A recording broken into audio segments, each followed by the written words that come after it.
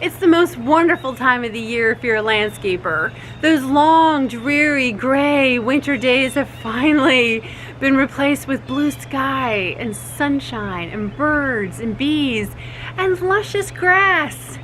Okay, so maybe your grass isn't all that green yet, but your clients who are landscapers, they're out there on the prowl for every dead brown yard they can find in order to transform them into luscious patches of green happiness.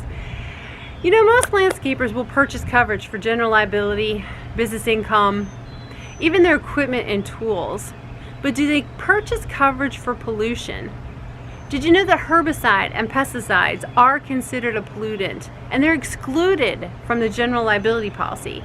But imagine what would happen if your client, after spreading their application, got it onto the wooden deck and maybe the deck was discolored.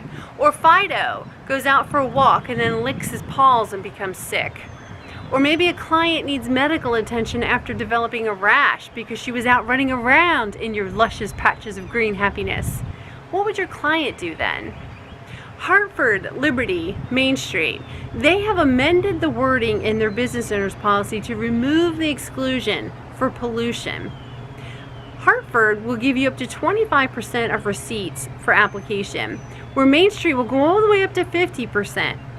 This coverage is supplied there for property damage or injury up to the policy limit without a sublimit.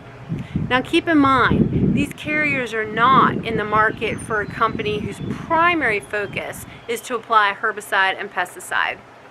But remember, as a trusted advisor, it's your job to discuss with your client what their options are.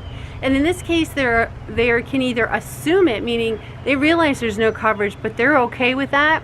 Make sure you get that one in writing and put it in their permanent file. The other option is to transfer that to a carrier who will give them the most coverage. Join me next month to see what commonly overlooked coverage I'm dishing out for your agency.